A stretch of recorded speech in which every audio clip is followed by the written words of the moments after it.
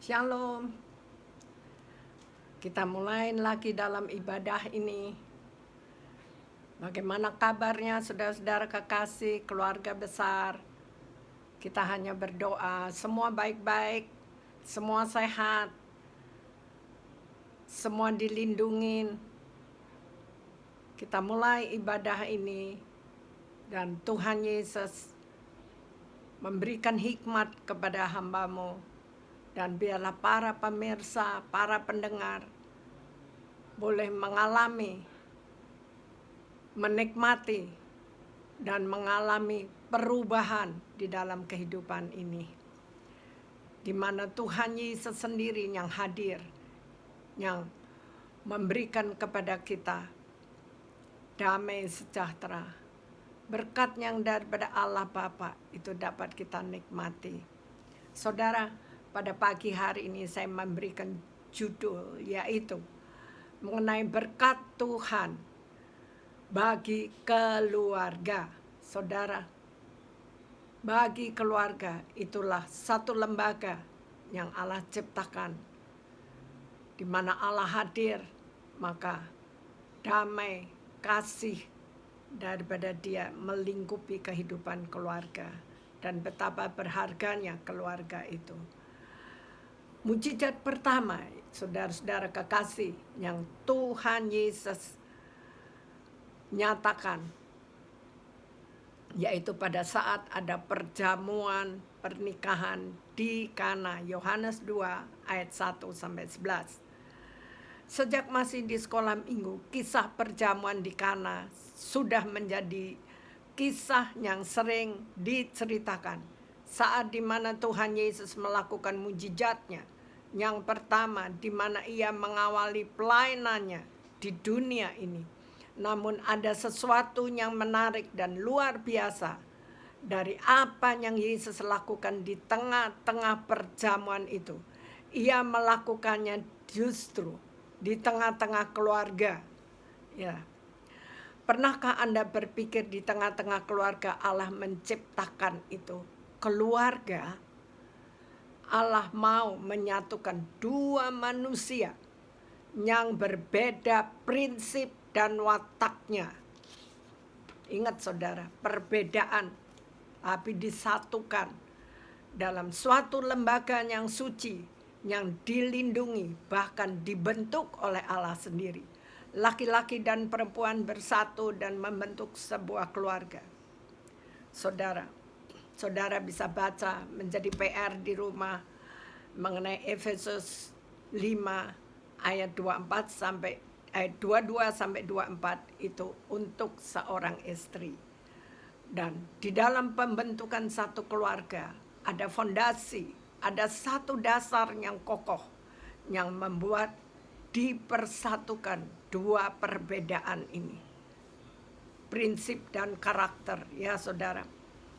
Kasih Kristus itu adalah dasar dari hidup suami istri. Kasih Kristus, dasar hidup dari suami istri yang dipersatukan. Maka istri-istri tunduklah kepada suamimu. Karena dia adalah pemimpin yang Tuhan ciptakan di dalam kehidupan keluarga. Hormati, kasihi dia, dengarkan dia, dan lakukan apa yang dia inginkan. Dan bahkan di dalam Efesus 5 ayat 25, 28 sampai 31 dan 33. Dengar para suami, dengar para laki-laki. Demikian juga suami harus mengasihi istrinya sama seperti tubuhnya sendiri. Siapa yang mengasihi istrinya berarti mengasihi dirinya sendiri. Sebab tidak pernah orang akan membenci tubuhnya sendiri, tapi mengasihinya dan merawatnya sama seperti Kristus terhadap jemaat. Nggak ada kan saudara laki-laki, kalau dia kesal, dia emosi, dia marah, dia pukul-pukul badannya sendiri, atau dia cabik-cabik badannya sehingga darah keluar, atau dia benturin kepalanya. Nggak ada. Dia pasti mengasihi dirinya, merawat dirinya, demikian pula istri yang disatukan. Kasihi dia, rawat dia, jadikan itu seperti tubuhmu sendiri. Karena kita adalah anggota tubuh Kristus, ya saudara. Keduanya juga bicara tentang hubungan keluarga besar kita bersama dengan om, tante, sepupu, cucu, ya saudara nanti, atau saudara-saudara lainnya. Itulah keluarga besar yang kita peroleh dari orang tua kita, ayah ibu kita. Yesus selalu siap melakukan mujizatnya di dalam keluarga. Dalam kisah ini Yesus sesungguhnya dalam cerita ini Yesus itu belum siap untuk memulai pelayanannya di muka bumi ini atau di dunia ini. Ini terlihat dari perkataan Yesus ketika ibunya datang.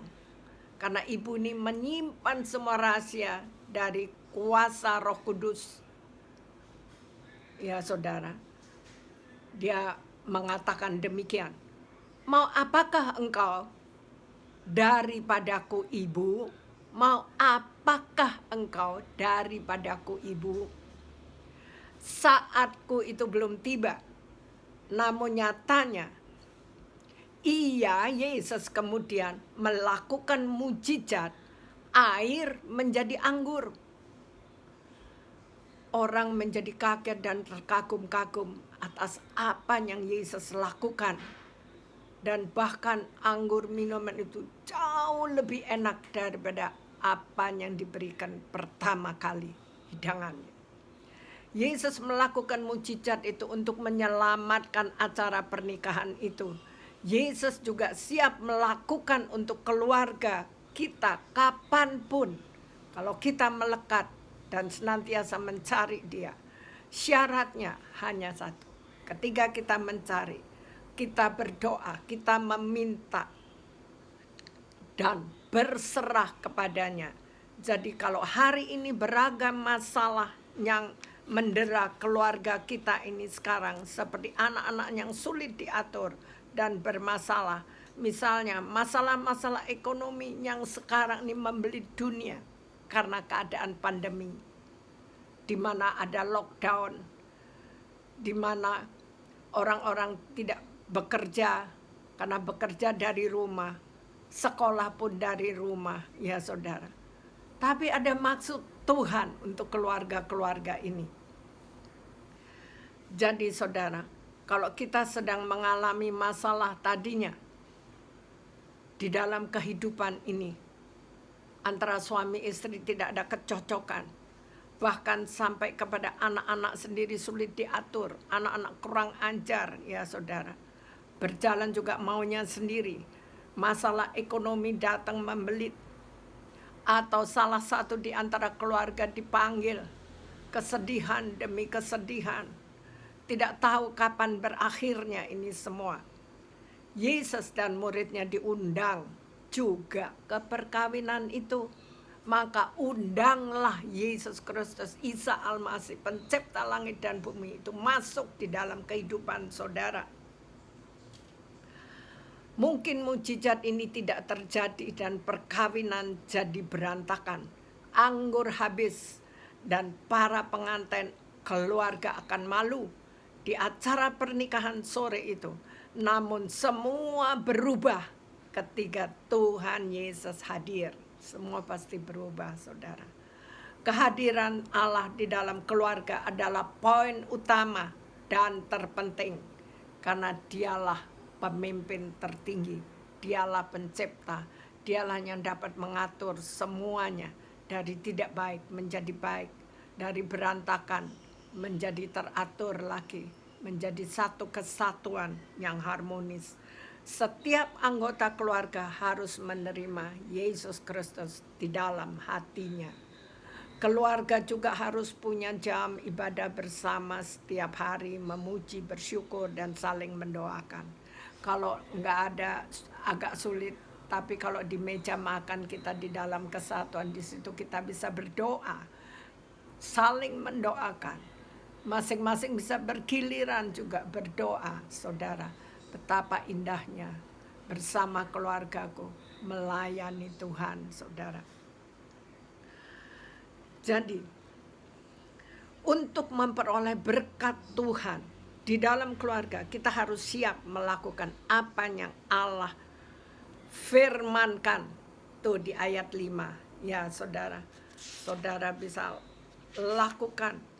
Yohanes 2 ayat 5. Tapi Ibu Yesus berkata kepada pelayan-pelayan, karena ibu ini dahsyat, saudara. Dia hanya hamba Tuhan yang melayani. Bahkan lewat kelahiran, lewat saat waktu dia mengandung, dari roh Allah di dalam tubuhnya sebagai seorang perawan yang masih suci. Dia pun mengalami perjuangan yang luar biasa. Tapi dia tetap tekun, dia tetap setia, dia tetap teguh. Karena dia tahu ini adalah sesuatu yang luar biasa. Yang Tuhan percayakan, dia katakan bahwa aku hanya seorang hamba. Hamba itu tidak punya hak apa-apa. Hamba hanya berserah kepada tuannya. Ya saudara. Itulah, dia taat kepada perintah. Tapi Ibu Yesus berkata kepada pelayan-pelayan, apa yang dikatakan kepadamu para pelayan di pesta pernikahan? Apa yang dikatakan kepadamu, lakukanlah itu. Para pelayan melakukan tepat seperti yang dikatakan Yesus, dan mujizat pun terjadi. Allah punya rancangan untuk setiap keluarga dan ingin menyampaikannya melalui firman-Nya. Tugas keluarga dengar firman Tuhan. Renungkan firman Tuhan, lakukan firman Tuhan, bukan untuk berdebat, bukan untuk berbantah-bantah, tapi hanya lakukan. Karena Yohanes 1 ayat 1, firman itu adalah Allah sendiri. Ya saudara, dia telah menjadi manusia, tapi dia bangkit, saudara, dari kematian ketika dia menghadapi yang dikatakan dia diadili tanpa salah, dia dipukul, dia dicambuk, dia diludahin, dia tidak pernah membalas. Tapi kata-katanya begitu agung ketika dia disalib. Luar biasa. Bapa, ampuni mereka, karena mereka tidak tahu apa yang mereka perbuat. Ampuni. Aduh, siapa punya kasih seperti itu? Nggak ada satu manusia bisa seperti itu. Tapi kalau kita benar-benar kita sudah tidak bisa mengasihi, kita minta kasih Yesus itu melingkupi kehidupan kita, masuk di dalam hidup kita. Maka kita tidak pernah menghakimi orang. Kita tidak pernah rasa sakit hati, saudara. Hanya kasih Yesus itu yang luar biasa. Demikianlah diterapkan di dalam keluarga. Milikilah kasih Kristus. Milikilah dia Allah yang hidup. Ya saudara, aku adalah jalan kebenaran dan hidup. Tidak ada seorang pun dapat datang kepada Bapa di sorga kalau tidak melewati aku. Saudara, dia adalah pintu itu, ya saudara. Kehidupan dunia ini makin jahat, jauh dari rancangan Allah. Keluarga hanya rukun di awal saja, namun tahun demi tahun sukacita itu hilang. Anak melawan orang tua sendiri, dan keberadaan masing-masing di dalam keluarga, sibuk dengan urusan sendiri-sendiri, ya saudara. Tidak peduli dengan perkembangan anak, sama seperti yang tertulis di ayat 10. Setiap orang menghidangkan anggur yang baik terlebih dahulu, dan sesudah orang puas minum makan, barulah yang kurang baik. Baik hanya di awalnya saja, lama-kelamaan menghilang, tidak berbekas, yang ada hanya keburukan, perkataan kebun binatang, kekerasan, ya saudara. Kasih sudah hilang. Maka saya katakan kita membutuhkan Yesus Kristus, kita membutuhkan kasih-Nya, kita membutuhkan kuasa-Nya. Tapi apa kabar Tapi ada saudara satu kabar yang gembira. Allah itu mengasihi keluarga. Itu adalah satu lembaga yang dia sukai, dia cintai. Kalau anggota pada awalnya baik, Allah bisa memberikan anggur yang lebih baik lagi dan lebih baik lagi. Walau ada badai, ya seperti saat ini kita mengalami badai pandemik COVID-19 ini yang merubah segala-galanya. Bahkan awal tahun 2020 udah dimulai dengan keanehan-keanehan terjadi. Ya saudara, yang kita dengar juga mulai ada lalat pikat ya saudara di satu tempat. Tapi mari kita fokus kepada firman Allah. Allah bisa memberikan anggur yang lebih baik lagi di dalam kehidupan keluargamu, saudara-saudara kekasih. Allah selalu hadir ketika kita bangun tidur. Saudara, tidak chatting, tidak apa, tapi kita fokus. Kita mikir gini, kita bangun, tangan kita masih bergerak, kaki kita masih bergerak. Ada orang udah gak bisa bangun lagi, saudara. Maka di situ Tuhan kita bersyukur untuk nafas yang Engkau berikan, untuk anggota tubuh yang sehat. Allah selalu hadir dan mencurahkan berkat di tengah-tengah keluarga kita. Keluarga adalah bukti betapa Yesus mengasihi manusia. Mari saudara kita yang ada di dalam dan mengenal Dia, mari kita menjadi pribadi-pribadi yang dapat membangun, membentuk keluarga yang diberkati oleh Tuhan. Ya saudara, tidak ada yang mustahil. Ada satu kesaksian yang luar biasa yang saya sempat membacanya belum lama ini. Satu keluarga ketika istrinya ini melahirkan anak yang keempat, tahu-tahu dia mengalami kelumpuhan total, saudara. Ya tentu seluruh keluarga itu sedih. Tapi yang dahsyatnya saudara, sampai 25 tahun ini dia hanya merawat istrinya seorang diri. Istri yang dia kasih, dia cintai. Dalam keadaan suka dan duka, dalam keadaan sehat dan sakit, selalu bersama-sama. Anak-anaknya yang sudah dewasa, anak-anaknya yang sudah sebagian lulus dari universitas, menyarankan ayahnya untuk menikah lagi. Ayahnya bilang, ini ibumu yang melahirkanmu. Ini ibu yang sudah dipersatukan di dalam hidupnya. Masa dalam keadaan seperti ini kita tega meninggalkannya? Dia katakan dia mengasihi, dia sangat mengasihi ibu anak-anak ini. Dia mengasihi istrinya. Dia mandiin sendiri, dia suapin sendiri. Hari demi hari sampai sekarang 25 tahun. Hari gini cari kesetiaan suami susah saudara. Tapi ini adalah satu kisah nyata luar biasa. Saudara, saya boleh melihat kasih Tuhan dan saya pun mengalami kasih Kristus dalam perjuangan yang berat. Suami yang keras, suami yang hanya bisa pukul, marah-marah, suami yang selingkuh. Saudara, tapi ketika aku terus berdoa dan aku mencari Tuhan, sekalipun rasanya lama banget, 16 tahun, tapi Tuhan bisa merubah.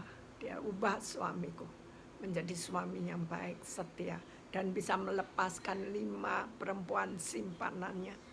Itu dahsyat saudara. Maka hidupku kuserahkan kepada Tuhan dan aku hanya melayani Dia, Raja di atas segala raja, Allah pencipta langit dan bumi, Allah yang ku kasihi dengan segenap hati ini, yang ku layani. Carilah Dia, tinggal di dalam Dia, lakukan firman-Nya saudara. Engkau akan mengalami mujizat demi mujizat. Keluarga-keluarga pasti menjadi keluarga yang bahagia. Karena kita tidak tahu apa yang kita lakukan, tapi kita percaya Dia bisa menjadikan baik. Ya saudara. Dan Dia rindu semua umatnya mengalami mujizat, mengalami perubahan, yang sakit disembuhkan, yang berbeban berat diberikan kelegaan, yang susah diberi penghiburan. Saudara, Yang sakit ketika dia berseru, dia akan mengalami mujizat kesembuhan.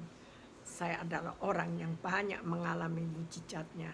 Itulah sebabnya dari orang yang tidak berdaya, dari orang pemalu, dari orang penakut, dari orang yang tidak pandai, Tuhan ubah saya menjadi manusia yang baru. Demikianlah saudara, saya masih rindu untuk mendoakan saudara yang mendengarkan. Biarlah tangan Tuhan melawat, menjamah mereka yang sakit, mereka yang terpapar oleh COVID, mereka yang mengalami mungkin jantungnya, menghadapi hari-hari yang sulit, stres. Mari ubah stresmu menjadi pengharapan di dalam Dia yang akan mengubahkan kehidupanmu. Kita percaya bahwa Allah tidak pernah menginginkan kesusahan, kecelakaan di dalam hidupmu. Dia menjauhkan umatnya dari kecelakaan maut. Dia menjauhkan umatnya dari kelalaian orang. Dia menjauhkan umatnya dari segala niat jahat orang. Kita bersyukur saudara, masih diberi kesempatan untuk kita mengubah kehidupan kita yang tidak benar. Kalau waktu ini masih diberikan dan pintu surga tidak tertutup, puji Tuhan. Mari kita juga berdoa bagi pemerintahan, bagi bangsa negara tercinta kita Indonesia. Kami berdoa pemimpin yang telah Allah cipta, Allah tentukan di dalam negara Indonesia ini. Presiden Jokowi, Wakil Presiden, para seluruh kabinet 6, legislatif, eksekutif, yudikatif, dan semua pelayan-pelayan negara sampai mereka yang terendah hansip satpam. Tuhan, Engkau berkati dan roh takut akan Tuhan melingkupi bangsa Indonesia. Bangsa Indonesia menjadi bangsa yang dahsyat, saudara. Bangsa yang penuh dengan damai. Damailah Indonesia dan diberkatilah Indonesia. Mari saudara kita terus bersatu di dalam doa, pujian, penyembahan, siang dan malam di dalam satu unity.